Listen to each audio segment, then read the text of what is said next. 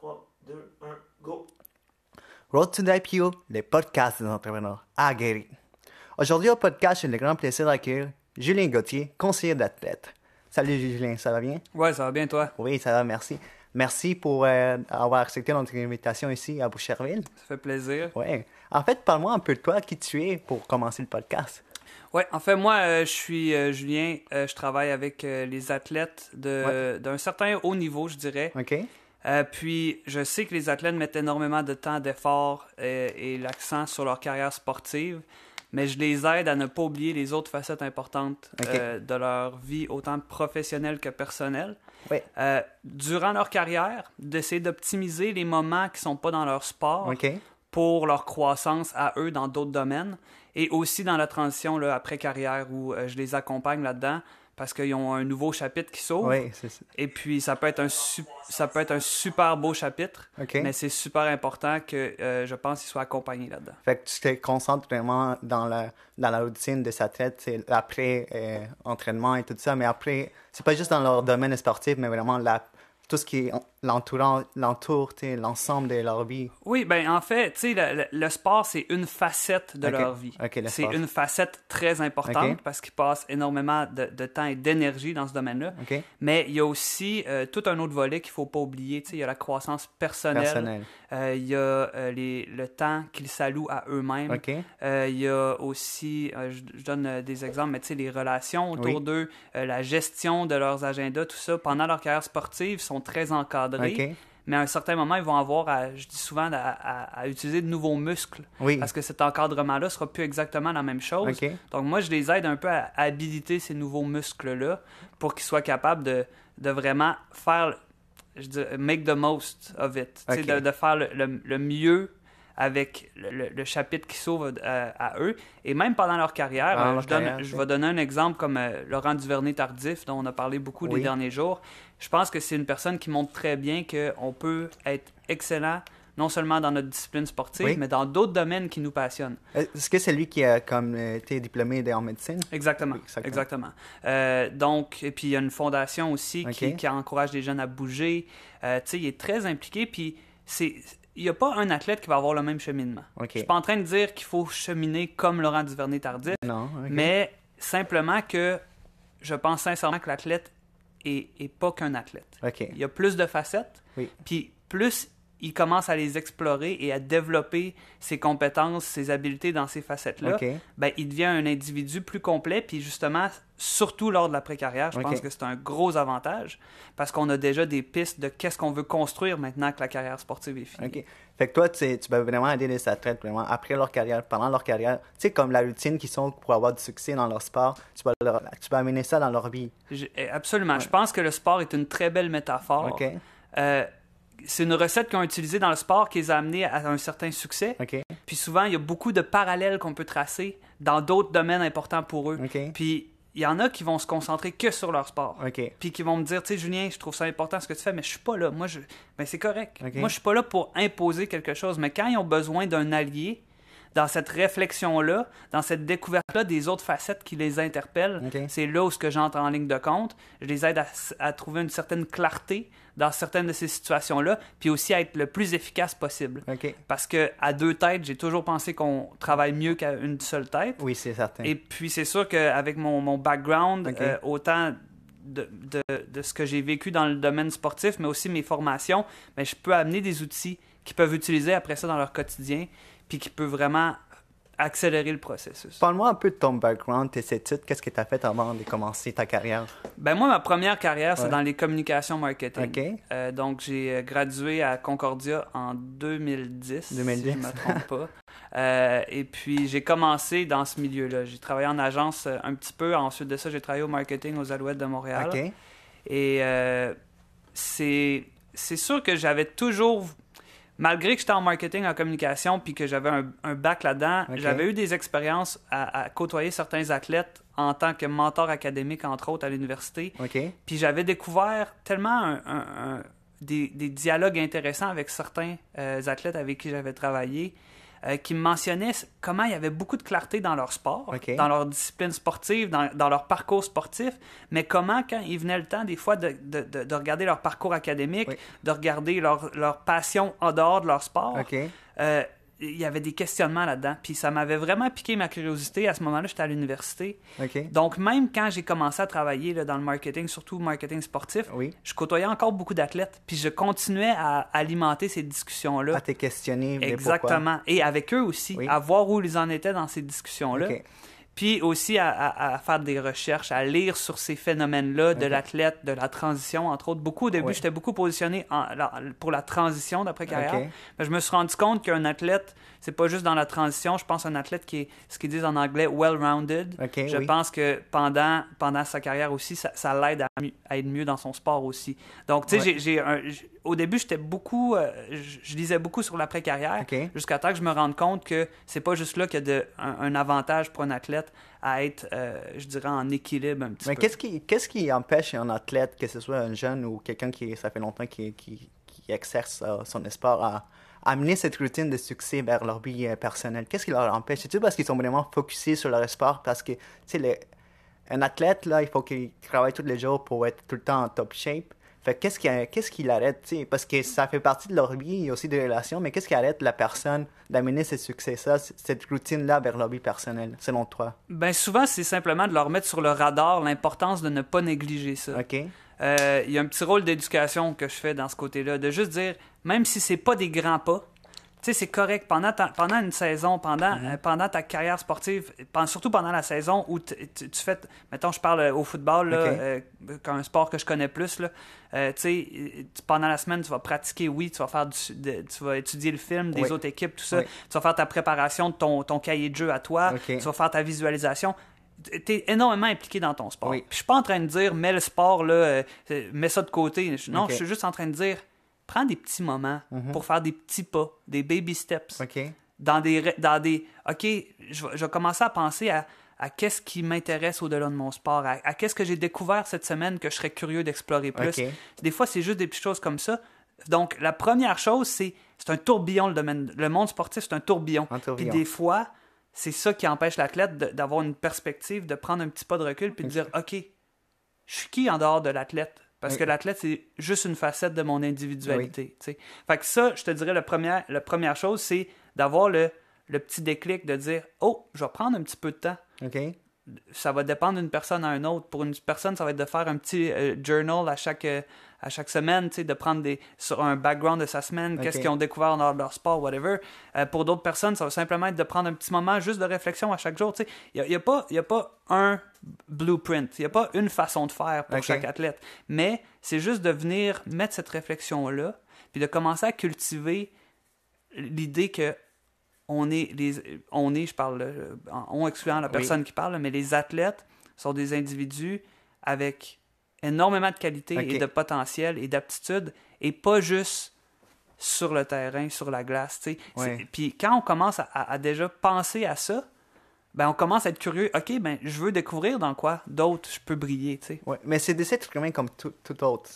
Mais c'est certain que dès qu'ils ont commencé dès son jeune âge à être dans le sport, fait que la seule chose qu'ils ont dans leur pensée, c'est vraiment comment je vais réussir dans ma carrière sportive.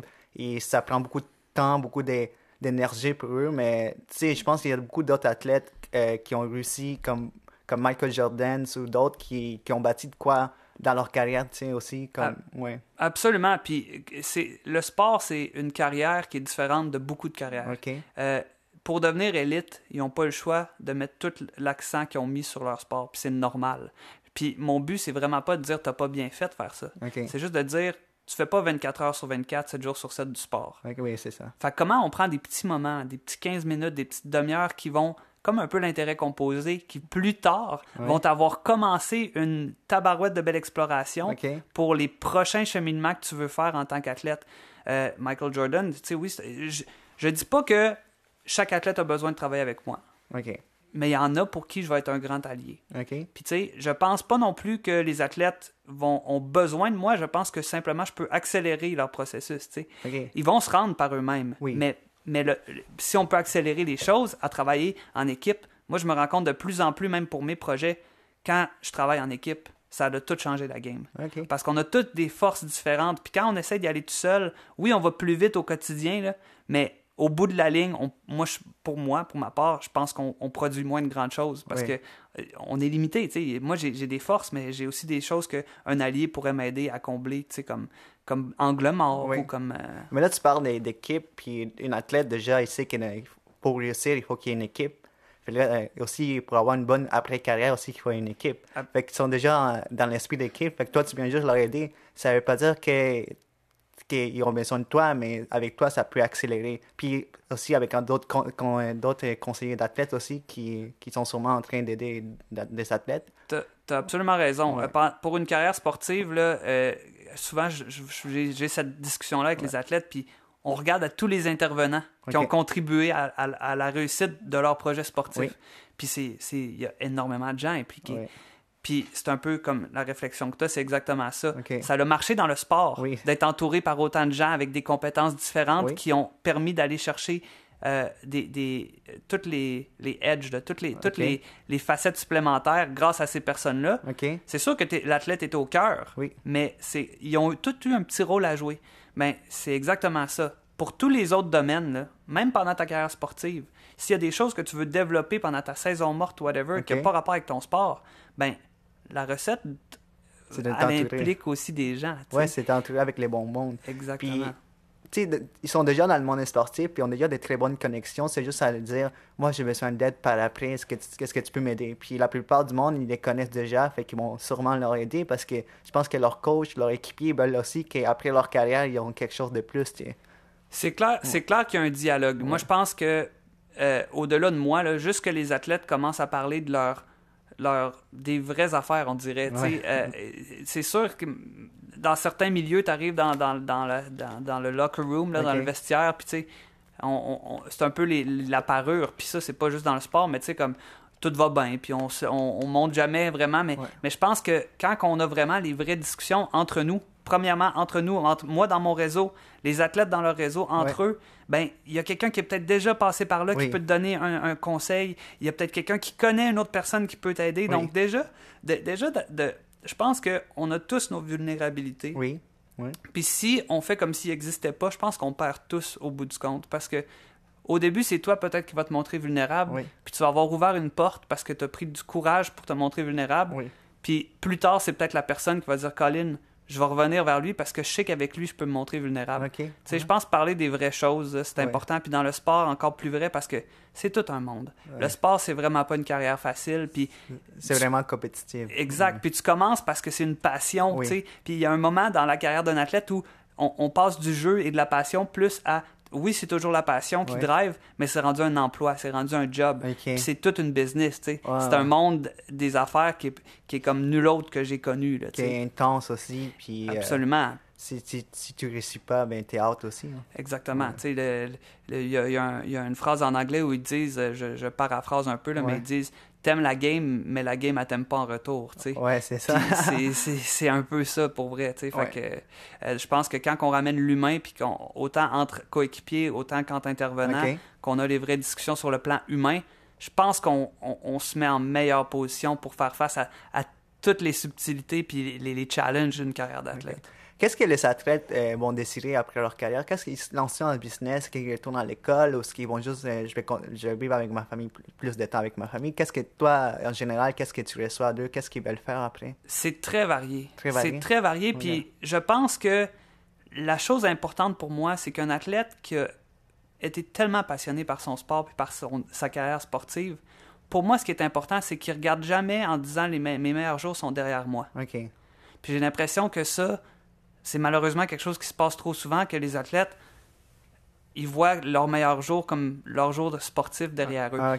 Puis je pense qu'ils ont beaucoup trop d'aptitudes, de qualités et de belles choses qu'ils peuvent explorer et découvrir pour penser comme ça. Le futur qu'ils peuvent créer peut être aussi beau, sinon plus encore. Fait que moi, ce que je souhaite, c'est pas tant de les caser dans un rôle. Je suis pas un conseiller de carrière. C'est vraiment de voir toute la vie. Exactement, de voir toute la personne. La personne. Quel type de vie tu veux créer dans ton après-carrière? Qu'est-ce qui te colle plus à la peau selon tes valeurs, selon tes forces intrinsèques, selon tes modes de fonctionnement que tu as déjà développés de façon un peu instinctive ou grâce à ton parcours. Là. Okay. Donc, qu'est-ce que tu as déjà en toi qui peut briller ailleurs que dans ton sport? Puis, tout le monde gagne quand un athlète réussit à trouver cette étincelle-là. Ben oui. Parce que on bénéficie tous. Même moi, au bout de la ligne, là, je vais bénéficier de ça, d'un athlète qui crée de grandes choses au-delà de sa carrière sportive. De un, je pense que chaque athlète est capable. Oui. 100%, et d'être passionné et de s'amuser. Oui. Et puis, l'autre chose, c'est que si tous les athlètes comme ça tombent dans des domaines incroyables puis qui continuent, ils ont tellement d'aptitudes. Ils vont créer des belles choses. Exactement. Aussi. Puis ils ont tellement d'aptitudes de par leur carrière, on le voit, là, la discipline, la passion, la capacité de leadership. Il y a tellement de choses qu'ils ont développées dans le sport. Imagine si on transpose ça dans notre société à d'autres choses. Oui. Quelle belle société on crée. Parce que déjà, ils ont l'éthique du travail. S'ils commencent quelque chose d'autre, ils vont sûrement réussir, c'est certain. Puis c'est ce que j'aime de mon travail. Moi, souvent, c'est des fois de juste aider dans l'exploration puis créer l'étincelle. Puis des fois, oui, aider un petit peu dans la planification des étapes parce que rendu là, après ça, j'ai pas besoin de courir après mes clients pour qu'ils fassent les actions. OK. Wow. Tu sais, quand un athlète, là, il a un drive en dedans d'eux. Dedans, là. Fait que quand ils ont la clarté, là, watch out. Parce que, tu sais, ça y va, puis c'est vraiment intéressant. C'est ce que j'aime. Tu sais, le type de travail que je fais, il y a des gens qui le font dans plein de domaines. Il y a des gens qui le font dans le domaine des affaires, plus corporatif. Il y a des gens qui le font dans un domaine plus de bien-être pour monsieur, madame, tout le monde. Moi, j'ai une affinité de par mon parcours avec les athlètes. Et puis aussi, justement, parce que justement, le rôle de courir après quelqu'un pour qu'il fasse ses actions, c'est pas mon rôle. Puis j'ai jamais besoin de jouer ce rôle-là, justement, avec les athlètes, parce que... Ils sont déjà dans le mode courir, là, c'est des athlètes. Ils ont une motivation intrinsèque, puis quand ils ont la clarté, le feu brûle, ils ont la discipline, puis ils ont tout ce qu'ils ont besoin pour le faire. Tu sais, là, je deviens juste un allié plutôt. Mais moi, je te vois déjà passionné. Toi, ta clarté, c'est vraiment de les aider, les athlètes. Parce que je pense que aussi, tu étais en sportif. Tu l'es encore, je pense. Tu as joué au football quand tu étais jeune. Oui. Ben, j'ai pas une grande carrière sportive, là. Mais j'ai été sur l'équipe de pratique à Concordia là, au football, justement. Puis justement, ça fait partie de...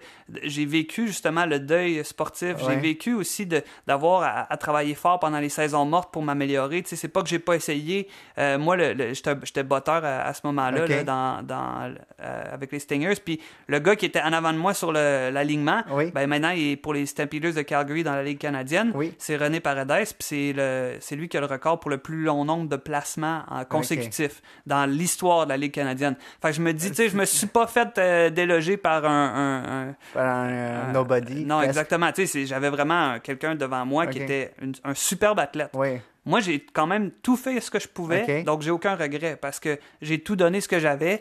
Puis en même temps, je voulais pas commencer à faire une université après l'autre pour jouer au football. J'étais là à l'école premièrement pour mon éducation. Donc, j'ai fait le choix de faire mon rôle, d'essayer de voir où je pouvais me rendre. J'ai pas eu de temps de jeu, mais en même temps, j'ai eu à faire ce deuil-là. Puis ça m'aide un petit peu. Puis c'est sûr que quand je travaille avec un athlète, bon, j'ai été athlète moi-même, pas une grande carrière, mais bon, j'ai été athlète. Après ça, j'ai travaillé dans le marketing sportif. Ensuite, j'ai été agent d'athlète. Donc, j'ai vu le business du sport un peu sous tous ses angles. Tous ces aspects, Fait que quand je m'assois avec un athlète, on parle le même langage. Puis juste ça l'aide à créer ce qu'il appelle là, comme le container, la connexion où on va avoir notre travail ensemble. Donc, Fait qu'en ce moment, on est en live sur Facebook et sur les réseaux sociaux. Puis on est avec Julien Gauthier, conseiller d'athlète. Si vous avez des questions ou autre chose, on va tout mettre les liens par après le live. Fait que vous en faites pas. Moi, je veux revenir sur ta carrière avec les Alouettes. Comment est-ce que tu as réussi à entrer avec les Alouettes de Montréal? C'est un peu un concours de circonstances, mais heureuses circonstances. Mon premier emploi, c'était en agence à Montréal. C'était pour une entreprise qui s'appelle Exacto Communication, avec vraiment c'est mes deux premiers patrons que j'ai eus sur le marché professionnel là, dans la carrière que je souhaitais. Puis j'ai vraiment appris beaucoup d'eux sur le leadership puis sur la façon de vivre en affaires qui allait beaucoup, je pense, avec mon ADN. Ils ont une business que je trouve qui qui reflètent qui ils sont. Puis je trouvais ça vraiment bien. Donc, j'ai vraiment une belle première expérience. Majoritairement, mon mandat, c'était de travailler avec Reebok, qui était à ce moment-là un commanditaire de la Ligue canadienne. Maintenant, c'est Adidas. Oui. Puis Reebok, on avait obtenu le mandat là, de la communauté des réseaux sociaux pour Reebok Canada en association avec la Ligue canadienne. Donc moi, je sortais de l'université, j'avais pataugé un petit peu dans les médias sociaux, donc rapidement, ça a été mon mandat. Puis j'ai eu beaucoup de plaisir à le faire, mais en même temps, j'étais pas quelqu'un de médias sociaux comme tel. Je m'en rends compte maintenant. Puis à un certain moment, j'avais besoin de plus de... Comment je dirais ça? Plus pour toi, là, quelque chose que tu fitais mieux. Exactement, un meilleur... C'est bien dit, ça. C'est pas que j'avais besoin de plus, mais j'avais besoin d'un fit différent. Oui, exactement. Et puis, quand j'en ai fait part à mes patrons à ce moment-là, certains des gens avec qui je faisais affaire chez Reebok étaient rendus aux Alouettes de Montréal. Ils avaient obtenu un poste là-bas. Puis, quelques jours avant que j'aille la conversation avec mes patrons, ils avaient appelé en disant « On veut pas vous voler Julien, mais si vous trouvez quelqu'un avec le même profil que Julien dans votre entourage, on serait intéressé à l'avoir en entrevue. » Puis là, 2 jours après, à peu près, je m'en vais rencontrer mes patrons pour leur dire que je regarde mes autres options. Donc, tout de suite, avec beaucoup de générosité, ils ont dit « Regarde, on va te mettre en contact avec les Alouettes parce qu'ils nous ont parlé exactement d'un profil comme toi. » Wow. Donc, moi, c'est le genre de discussion avec mes patrons qui je trouvais toujours difficile, parce que je trouve ça difficile. Aller dire à quelqu'un que je prends pas le mandat ou dire non, c'est pas dans mon skill set. Fait qu'il faut que j'apprenne à le faire plus. Mais tu sais, mais leur réponse à ça avait été superbe. Pour moi, ça m'avait marqué parce que c'était plein d'empathie. Leur réponse à ça, ils n'étaient pas choqués, ils voyaient mon point de vue. Puis, mais ils ont compris. Exactement. Puis ils m'ont même aidé à avoir un tremplin vers les Alouettes. Puis c'est là où justement, je suis arrivé dans une nouvelle direction au sein des Alouettes. Puis là, il y avait un nouveau département marketing in-house qui était en train de se créer. Puis j'ai embarqué là-dedans, j'ai travaillé là à peu près 3 ans. Mais t'es rentré comme après l'année qu'ils ont gagné la Coupe Grey. Après l'année qu'ils ont gagné la Coupe Grey. Toi, t'es rentré en 2011, je pense. Oui, 2012 ou 13, je me trompe pas. Tu sais, parce que j'ai gradué l'été 2010. Là, après ça, je pense que j'ai travaillé 1 an et demi à peu près en agence. Fait que, tu sais, je pense soit 2012 ou 2013. Là, mais il n'y a pas eu beaucoup... je rentrais le lendemain là, aux Alouettes. Là. J'ai fini mon emploi à l'agence, puis tout de suite après... Tu es rentré comme dans... Ça avait gagné la Coupe, tu avais déjà le sentiment que c'était une équipe gagnante qui ambulait plus. Tu étais rentré dans cet environnement-là. Ça a sûrement aidé à te pousser plus. Parce qu'une équipe qui est gagnante, pousser tout le monde à gagner. Comme... En fait, c'est même pas ça. Moi, je voulais travailler dans le sport, je voulais travailler depuis l'université au plus près des athlètes. Fait que pour moi, c'était comme vraiment une occasion. J'ai même pas pensé à ça, pour être honnête. Là, j'ai même pas pensé à ça vraiment, mais ça m'intéressait vraiment. C'est une belle opportunité. Puis on dirait que c'était comme un signe. Tu sais, je viens donner ma démission, si on veut, puis tout de suite, on a une offre. Puis c'est directement aligné vers ce qui m'interpelle, le monde sportif. Donc, je pense que je suis quelqu'un qui a quand je parlais de motivation intrinsèque-là, je l'avais. J'ai toujours voulu bien faire mon travail, puis rapidement, il y avait beaucoup de défis qui étaient super intéressants. Je pense que j'apprends beaucoup en faisant. Donc, ça a été vraiment une belle expérience parce que j'ai pu apprendre en faisant beaucoup de choses, parce que il y avait plein de choses qui changeaient. Avec une nouvelle direction, c'est comme n'importe quoi. Là, ça amène son lot de changements, de procédures, tout ça. Fait que, c'est un peu... j'étais déjà motivé juste par l'idée de pouvoir travailler pour une équipe professionnelle. Mais en même temps, je pense que quand tu as quitté les Alouettes, tu as gardé contact avec les GA, tu as gardé contact avec les gens qui travaillaient là. Pour toi aussi, quand tu as décidé, moi, je vais faire mes choses pour moi, je vais aider les athlètes. Et tu as eu la chance de travailler avec des athlètes comme des joueurs des Alouettes. Je pense que Seydou... Aïdara. Oui, qui est un de tes clients qui travaille avec toi, je pense. En fait, à ce moment-là, j'avais pas rencontré Seydou aux Alouettes. En fait, ce qui est arrivé, c'est que j'ai eu un des joueurs que j'avais coaché quand il a commencé le football à la Polyvalente. Moi, je viens de Québec. Adam Thibault. Exactement. Bon, Adam, lui, il était indiqué comme 13e meilleur espoir canadien pour le prochain repêchage de la Ligue canadienne. Et puis, j'étais toujours en réflexion sur les prochaines étapes pour mon parcours à moi. Puis j'avais toujours voulu, tu sais, avec l'implication que je voulais jouer auprès des athlètes, ça m'était toujours resté en tête, peut-être le rôle d'agent. Puis j'ai comme fait, OK, j'ai une fenêtre d'opportunité. Puis je me rappelle être parti, là, j'avais lu un tweet, justement, où un journaliste indiquait qu'il n'avait pas trouvé d'agent encore. OK. Puis qui avait été approché par certains d'entre eux, mais qui n'avaient pas trouvé encore. Fait que là, j'ai fait... Adam. Ouais, Adam, exactement. Oui. Puis là, j'ai fait, wow, OK, ça, c'est ma fenêtre d'opportunité. Je l'ai appelé, puis j'ai dit, pendant le temps des fêtes, j'aimerais ça qu'on s'assoie. On est allé déjeuner dans le coin de Québec. Il était de retour à... Ben, en fait, il était à l'Université Laval à ce moment-là, à Québec. Donc, on est allé manger, on a déjeuné. J'ai présenté mon plan que j'avais pour lui. Puis justement, cette distinction-là que je voulais de ne pas seulement signer ses contrats, mais de l'aider dans ses autres projets. Et puis, ça l'a cliqué. Je me rappelle, moi, j'étais en vacances avec ma belle famille dans le sud. Puis, j'étais allé dans un café le 31 décembre de cette année-là, qui est de 2013.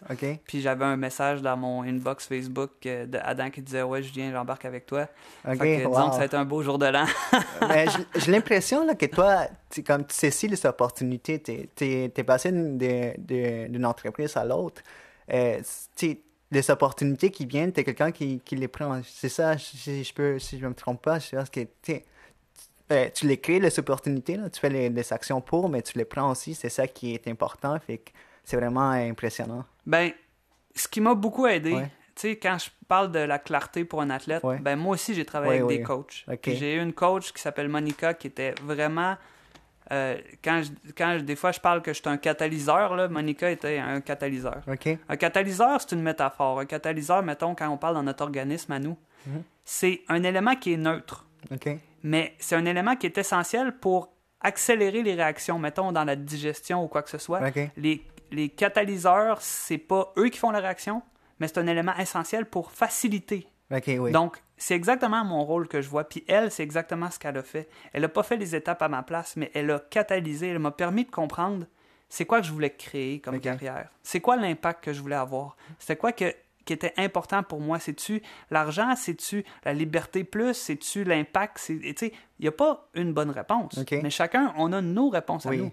Puis elle m'a aidé à avoir tellement de clarté sur ça qu'à chaque fois que j'avais une opportunité qui m'approchait de où je voulais me rendre, ben c'est ça qui m'aidait à aller prendre ces opportunités-là parce que je pouvais foncer tête première parce que j'avais la clarté nécessaire. Fait qu'on a tous besoin d'un coach, que ce soit dans notre vie, que ce soit un coach sportif, un coach d'affaires, on a tous besoin ou de juste quelqu'un qui va nous dire « mais t'es capable de le faire », c'est ça au moins. Oui, puis qui va t'aider dans ta réflexion. Définitivement. Moi, je pense que ce que je fais avec les athlètes, moi, j'en ai bénéficié, j'en bénéficie encore.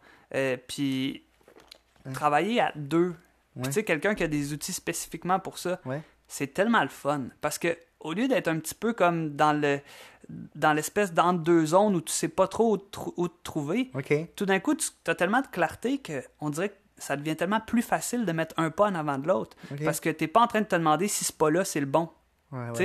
Puis au bout de la ligne, aujourd'hui, j'ai 32 ans, puis tu sais, j'ai commencé en communication marketing, j'ai été agent avant de me rendre compte que agent, c'était pas tout à fait ça, que je voulais plus travailler avec l'humain, puis que être agent, ça m'empêchait de travailler avec certains athlètes aussi, veux pas, parce que quand tu es un agent, tu peux pas travailler avec des athlètes, mettons, d'autres agents.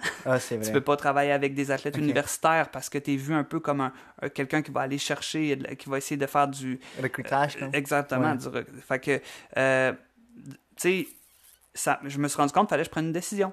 J'ai fait un commitment, j'ai fait un engagement de dire non, je ne serai plus agent. Donc, j'ai enlevé ce chapeau-là. Puis là, mais tout ça, ça a été un processus de 8, 9, 10 ans. Ça a pris du temps. Exact. Mais sans chacune de ces étapes-là, puis la clarté que j'avais à ce moment-là, je ne serais pas où j'en suis aujourd'hui. On n'a pas la clarté. Tu sais, je ne peux pas dire que j'ai la clarté pour dans 40 ans où je vais être. Non. Mais j'ai assez de clarté pour dire que dans le court terme, mes actions... ils font le plus de sens pour ce que je dois faire, basé sur ce que je connais de moi, puis de ce que je veux créer, tu sais. Fait que la clarté, c'est pas une baguette magique que, on fera plus d'erreurs, puis tout ça. Mais c'est beaucoup plus facile d'avancer quand, au moins, t'as pris le temps, t'as pris les ressources, t'as eu des gens autour. De comprendre tout, qu'est-ce que tu veux. Exactement, de voir les angles morts, de s'assurer que t'as couvert toutes tes bases avant de foncer. Fait qu'en ce moment, en Facebook Live et sur les réseaux sociaux, j'ai entrevu Julien Gauthier, conseiller d'athlète. Moi aussi, tu me parlais des différentes étapes de ta vie, mais je pense que au mois de mai, le 6 mai, je ne me trompe pas, tu as commencé ta carrière en tant que conférencier. Ouais. C'est une nouvelle étape. Parle-moi un peu, c'est ta première conférence, comment ça s'est passé? Ça a été au-delà de mes espérances. On avait 35 personnes à peu près qui étaient là. Puis moi, je me suis rendu compte, ça a été une expérience aussi d'apprentissage énorme. Je me suis rendu compte, puis je le savais déjà un peu, mais là, ça me l'a mis d'en face pas mal plus que j'adore livrer mon message, j'adore ça, aider les athlètes, mais organiser surtout la vente d'un événement comme ça, c'est pas ma zone de génie.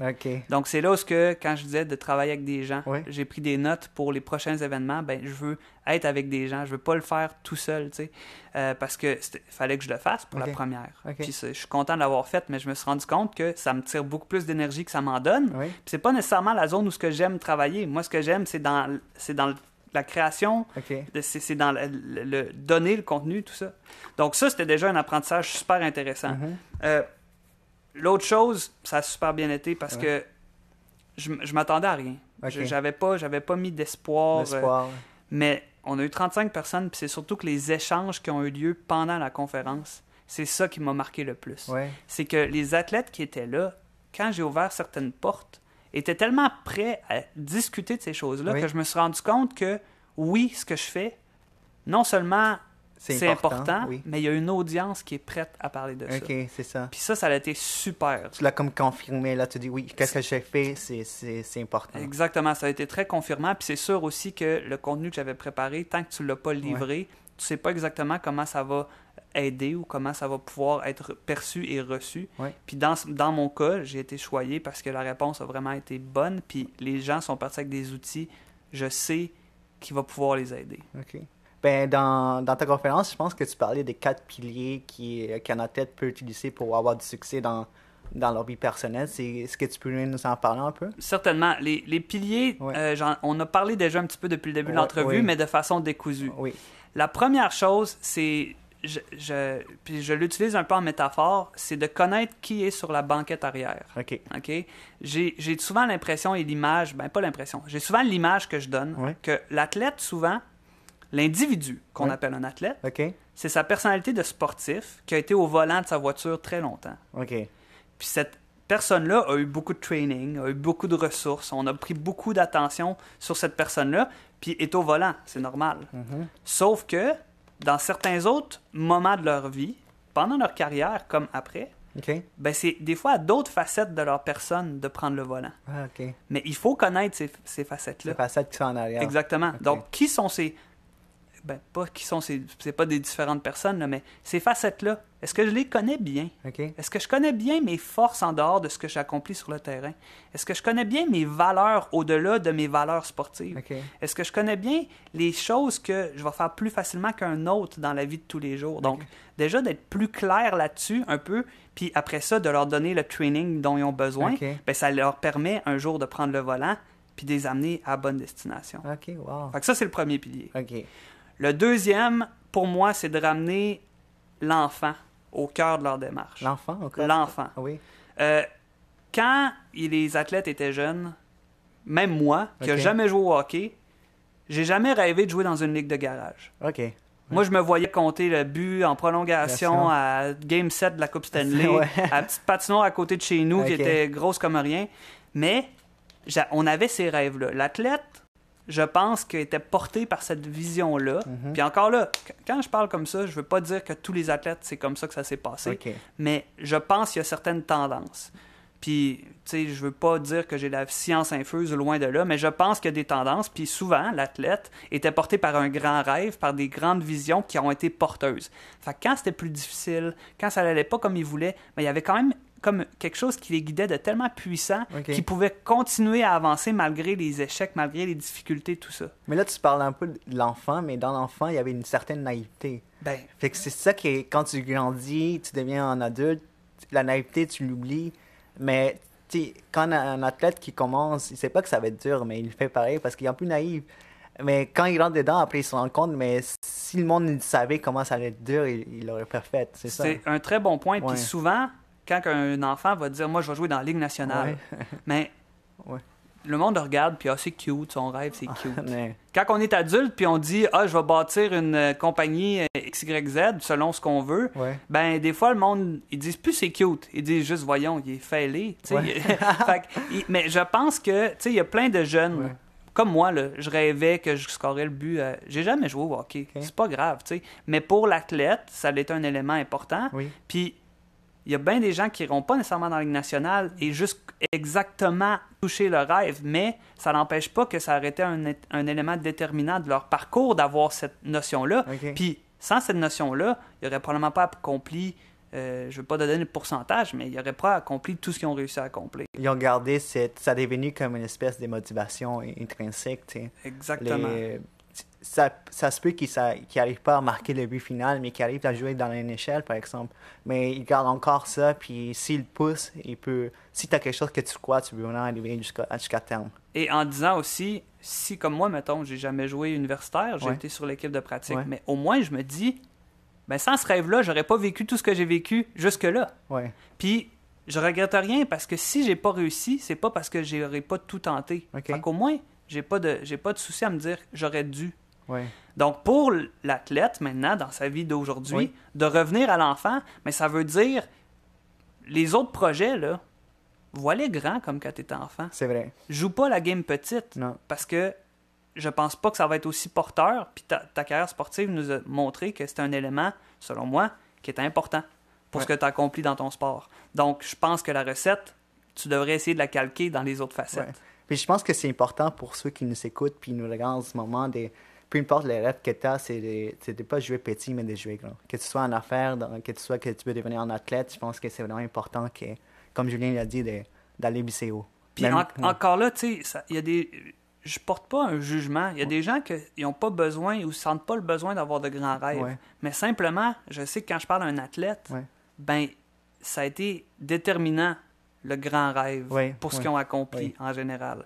Donc, quand je parle d'un athlète, ben le deuxième pilier, je dis, ramène ça. Même moi, souvent, j'ai ma petite voix intérieure qui rapidement, ben voyons, tu sais, à quoi tu penses? Tu sais, l'enfant s'emballe 2 secondes, puis tout de suite après ça, l'adulte rationnel vient y taper sa tête pour dire, voyons, qu'est-ce que tu dis là? Mais justement, c'est un peu plus de laisser cette place-là à cette réflexion, à cette belle naïveté d'enfant que tu disais tantôt. Puis les 2 autres dernières, c'est quoi en fait? Ben, le troisième, en fait, c'est de mettre l'attention sur le making of. OK? Je trouve que souvent, on voit les résultats. Oui. Je trouve qu'on voit la finalité beaucoup. Là, tu parles du processus. Exactement. Okay. Donc, l'athlète, mettons, je donne un exemple. Je parle à un athlète, puis là, c'est totalement fictif, ça m'est jamais arrivé. Okay. Je parle à un athlète, puis il me dit... Ah ouais, moi, après ma carrière, je vais ouvrir un gym dans ma région natale, parfait. OK, cool.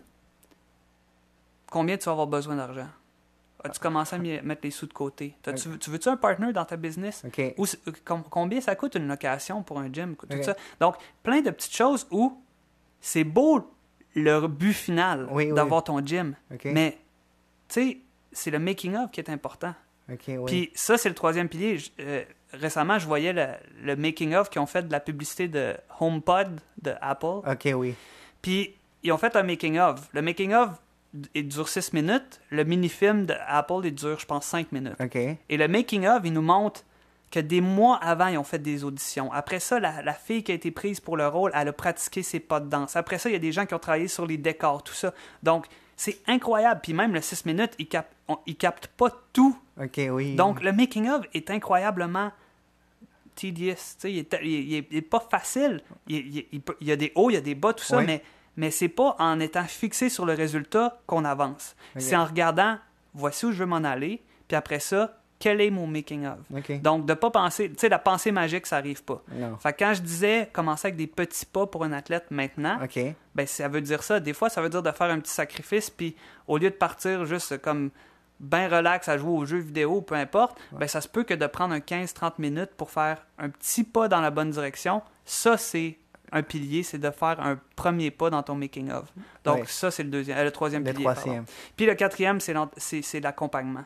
L'entourage. Exact. L'entourage, ça peut être les coéquipiers, ça peut être d'avoir des vraies discussions avec des gens de confiance, ça peut être des professionnels comme moi, mais c'est essentiel. Sans la... Tu sais, l'information pour tout faire est toute déjà là. Moi, je trouve récemment, j'ai vécu de overwhelm. J'avais trop d'informations. J'avais trop d'informations, ça l'arrive, Mais ce qui m'a aidé le plus, c'est quand j'ai quelqu'un qui m'a colligé cette information-là puis qui m'a accompagné dans l'apprentissage de cette information-là. Donc, Ça, c'est une partie qui est importante. C'est que toute l'information, oui, elle est là. Mais d'avoir quelqu'un qui le vit et puis qui peut t'aider à mettre ça tout en place. Et puis juste en communauté. Ça l'aide vraiment, oui. Exactement. Et juste en communauté avec les autres athlètes, déjà, c'est un grand pas. OK. Puis là, que si on résume, il faut que tu regardes qui est en arrière de toi dans ton banc. Ouais. T'es ça, ta speed de ta vie. Exactement. La naïveté, l'enfant, le rêve d'enfant. Le troisième, c'est le making of, le processus. Puis le dernier, c'est vraiment avec qui tu t'en tires. C'est les 4 piliers que toi, tu parles et tu vas dire ça aux athlètes. Et puis ça va vraiment leur toucher, en fait. Puis c'est un début de réflexion. Okay. Tu sais, dans la conférence, j'ai pas le temps de tout adresser. Ouais, c'est vrai. Mais je pense que c'est 4 piliers sur lesquels il y a une belle réflexion à avoir. Puis qui peut déjà leur faire prendre des pas dans la bonne direction à très court terme. Tu sais. Ouais. Là, on est vers la fin de notre entrevue, puis moi, je vais parler de quelque chose qui touche, je ne sais pas si ça touche encore, mais qui touche beaucoup de monde.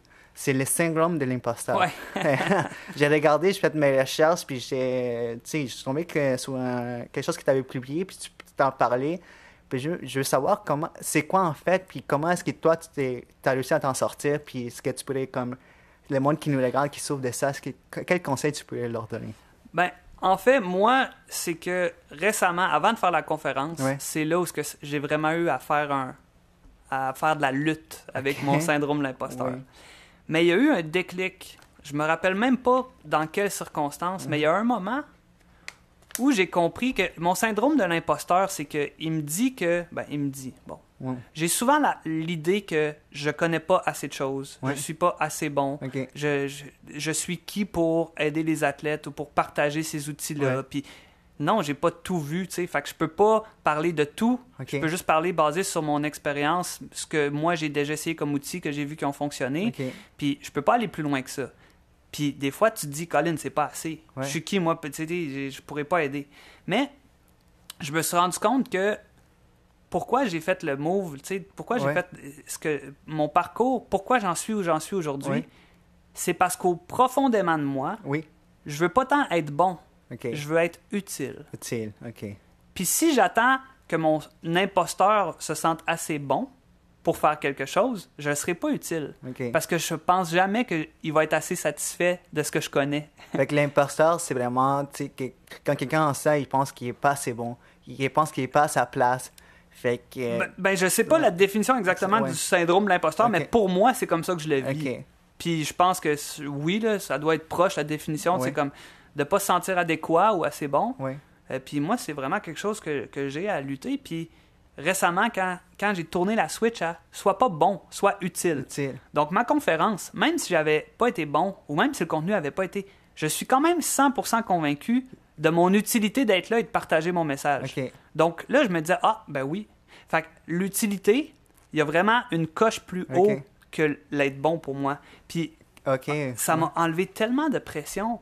Parce que être utile, j'ai pas besoin d'être 100% bon à mon goût pour être utile. Fait que toi, t'as dit, moi, d'être bon, c'est vraiment d'être utile et d'aider les gens. Puis c'est ça qui est comme a déclenché cette nouvelle switch, puis qui t'a permis de passer par-dessus ton syndrome de l'imposteur. Exactement. Puis tant mieux si je suis bon comme un byproduct. Mais au bout de la ligne, je suis pas bon, je suis pas utile si j'attends encore 15 ans avant de faire ma première conférence. Ouais, c'est ça. C'est comme ça que je le voyais. Puis j'ai fait comme, lance-toi. Tu vas être utile. Lancez-vous, le monde. Ouais. Ça hey, merci, Julien. C'était vraiment un plaisir d'entrevuer. Puis nous, on va mettre tous les liens pour que vous puissiez contacter Julien si nécessaire. Puis c'était un grand plaisir de te recevoir ici. Merci à vous de l'invitation. Merci. Puis à la prochaine. Hein. Yes.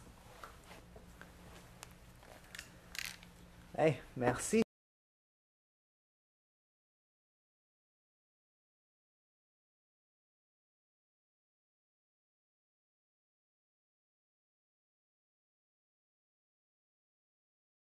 Prendre une petite photo, puis après, je pense qu'Antoine, il est juste ici. Parfait. J'ai vraiment aimé. Ouais, ben,